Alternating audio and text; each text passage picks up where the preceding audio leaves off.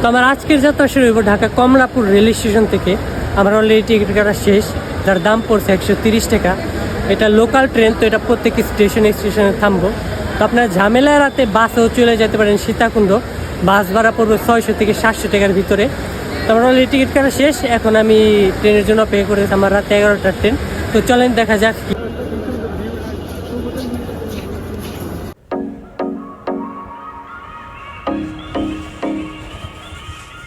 সবইতে booking হয়ে গেছে।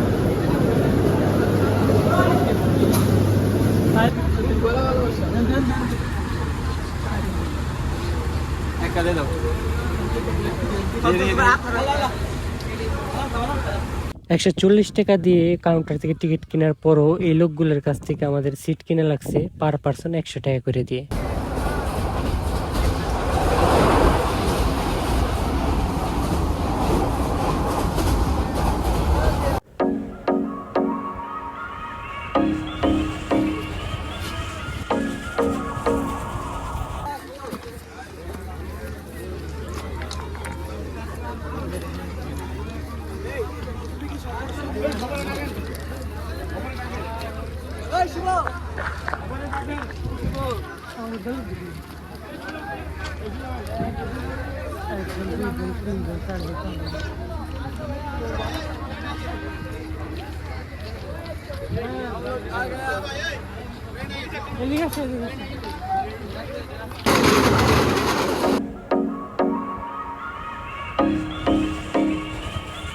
আর আপনারা যা সীতাকুণ্ড ট্যুরে যাবেন, সীতাকুণ্ড বাজারে এই হোটেলটা থেকে সাবধান থাকবেন। হোটেলের নাম হোটেল শৈবাল। এই হোটেলের লোক একজন প্রতারক। এই হোটেলে ওনার প্রচুর একজন বাজে একটা লোক, সে আমাদের কাছ থেকে প্রতারণা করে 500 টাকা হাতে আনে। এটা সৌদিয়া রেস্টুরেন্টের একদম অপোজিটে। এই হোটেলের ওনার একজন প্রতারক, একটা ভণ্ড একটা লোক।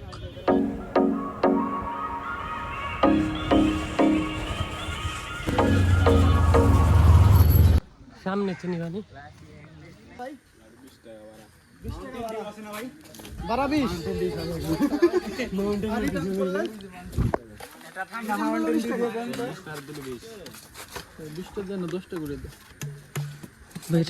মজবুত দিলাম মজবুত মাউন্টেন ডিউ ভয়ের পরে এই যে আমি আছি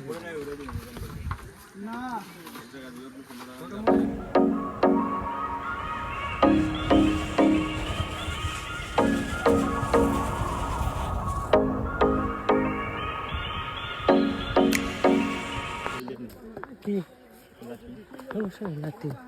অসুবিধা নেই, এইটুক তুই করে চলা যায়, কি অসুবিধা নেই। কিন্তু সামনে যে ইগুলো আছে না, ওইগুলো চলতে সমস্যা।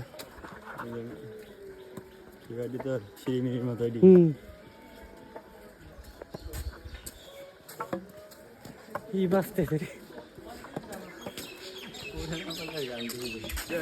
কি কয় নিচে মন্দির আছে। কি অবস্থা হয়েছে, হাঁটা 2 মিনিট হয় নাই আর ওর এই অবস্থা। আর হয় নাকি পুরো পাহাড় জি না উপরে ওইটা না, তারপরে রাজি আছি নি, দেখুন কিরা কত জিরা, কিন্তু জিরা নুসিত ঠিক আছে।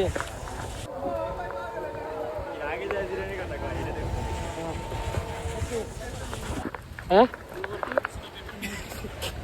দেখ, এই ব্যাগ নিয়েই তোমার এই অবস্থা, কোন স্ট্যান্ড করবে। আমি তো এইটা গেছি, স্ট্যান্ডে গেছি। কি রে এত বার এলো কেমনি?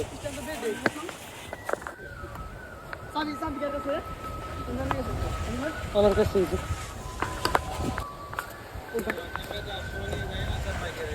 ওকে, অসুবিধা নেই।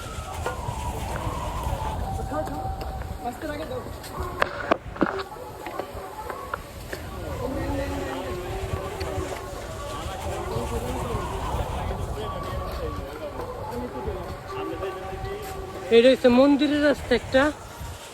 আর এটা হচ্ছে সুন্দর পাহাড় ওঠার রাস্তা।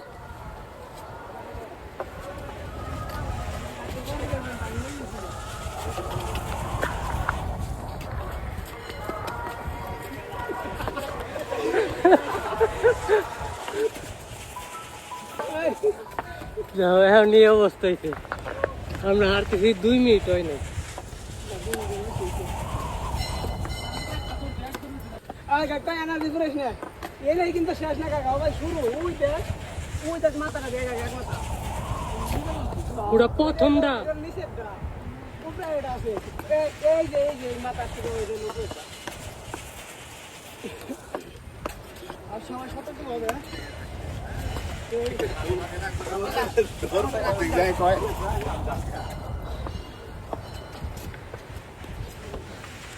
শেষ শেষ এত বড় ব্যাগ আমার কান্দে উপরে উঠতে উঠতে অবস্থা খারাপ হয়ে গেল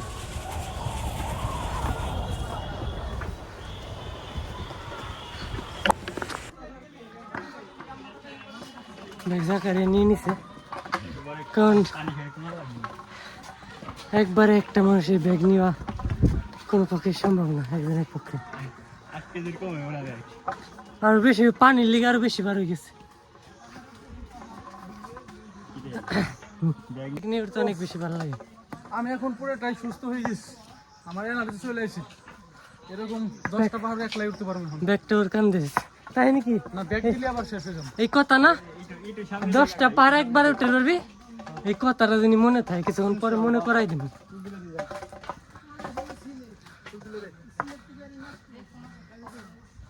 তোমাকে হাতের দিক কোন দিক দিয়ে গেছে কি রে ওটা এখন গেছে বেশরা থাকবো একসাথে কোন যায় সবাই এই জায়গা যায় এই ছবিটা তুলে হ্যাঁ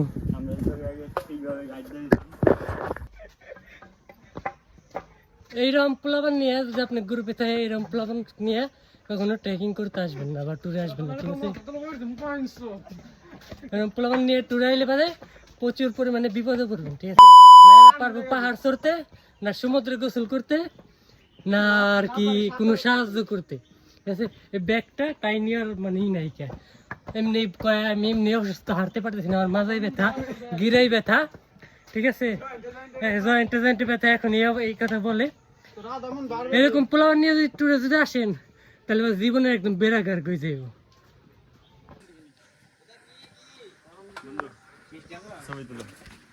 খাওয়া যাবে কি এই যে আমি অনলি খাই দিই খাই দিই পাহাড়ি ফল খাই দিই কেমন এত দূর থেকে মা এটাই জানে এটা নিয়ে নাও কয়েক সিমলার আঙ্গুরের মতন অনেক মজা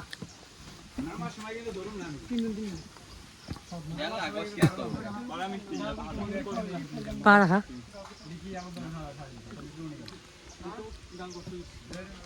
অস্থির মিষ্টি আপনারা জানি কি আসবেন অবশ্যই ভারী কোনো ব্যাগ নিয়ে আসেন না অবস্থা এতটা খারাপ হইব যতটা আপনি কল্পনা করতে পারেন না সবাই বলবো যে ব্যাগ নিয়ে যা একটু একটু করে ক্যারি করবানি কিন্তু ভাই কেউ ক্যারি করবো না আপনার ব্যাগ শেষমেশ আপনার ক্যারি করা লাগবে আর অবস্থা প্রচুর খারাপ হয়ে যায় মানুষ ফুলপেন পেরে উঠে কেমনি কিনা জানি আমি পয়লা করে উঠে আমার শিক্ষা হয়ে গেছে আমি দ্বিতীয়বার এটা ভাবতেও পারবো না ফুলপেন পেরে উঠার কথা পুরো একদম খারা ঢাল আশা কথা হয়েছে আমি খালি ড্রোন ডাল দিয়ে ভ্যাকান্সি তাহলে আমি ভ্যাকান্সি দিব না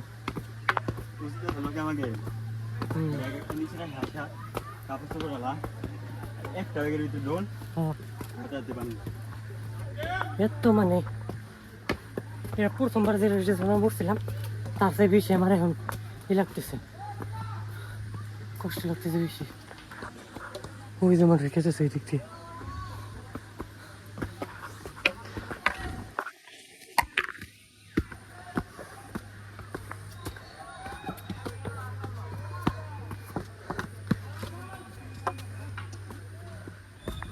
একটা বসে রেস্ট নেওয়ার পয়েন্ট আছে খালি জায়গাটা একবারে যায় মানে এত ঢালু বৃষ্টি নামছে ইট মিট সব খুঁজে দেওয়ার দশা খুঁজলে পড়ার সিট সব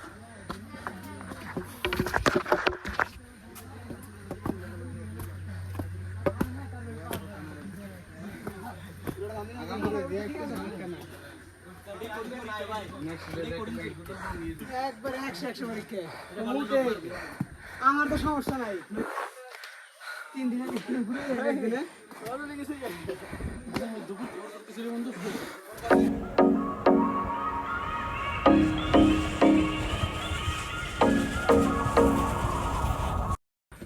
চলে আসছি প্রায় এত এই রাস্তা রে ভাই হওয়ার মতো না পাহাড় ওঠার অভ্যাস নাই তো তার জন্য দেখাইতেছি ওই যে প্রথম গন্তব্য এইটা কি অবস্থা আছে ভাই আর দ্বিতীয়টা হচ্ছে ওই যে উপরে দেখতে পাইতেছেন ওই যে ওইটা এখানে 2টা মন্দির আছে কিন্তু আমার যাইতে ওই যে টিলায় আমার হাত কাঁপতেছে কারণ সরি ভিডিওটা বন্ধ হয়ে গেছে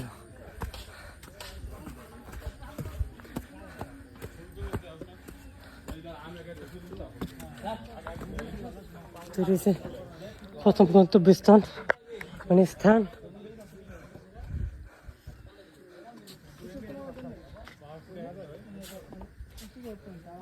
আমাদের যা টুক আছে তাও এন্ড খারাপ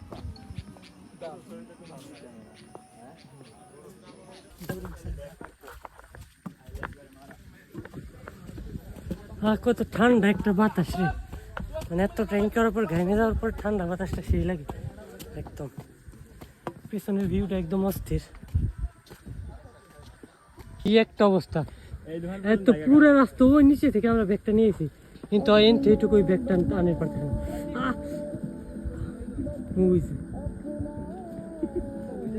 আমার ভিতরে সবার অবস্থা একদম মানে কাহিল হয়ে গেছে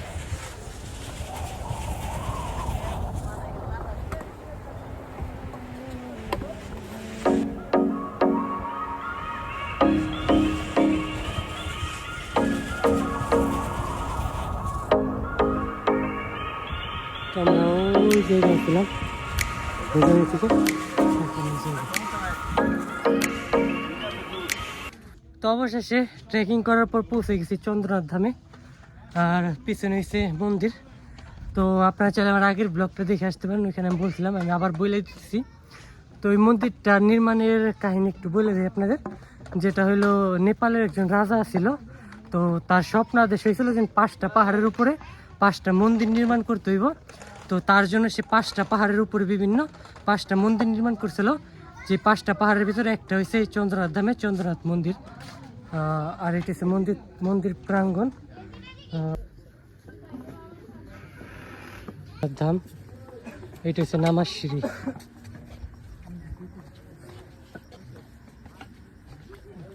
তো আমি জানি ভিডিওটা পোস্ট করতে অনেক বেশি দেরি করে ফেলাই দিয়েছি কিন্তু আশা করি ভিডিওটা আপনাদের ভালো লাগবে আর ভিডিও দেরিতে পোস্ট করার জন্য দুঃখিত তো যে ভিডিওটা ভালো লাগে অবশ্যই একটা লাইক কমেন্ট করবেন জানি না কতটুকু ভালো মতন এডিট করতে পারছি বা কতটুকু ভালো মতন ভিডিও করতে পারছি কিন্তু আশা করি ধীরে ধীরে আরও মানে বেটার হইব ভিডিও কোয়ালিটি বা আমার ভিডিও ডাবিং যদি ভালো লাগে ভিডিওটা অবশ্যই একটা লাইক একটা কমেন্ট করুন চাইলে বাদে আপনার টাইম লাইনে শেয়ারও করতে পারেন ধন্যবাদ।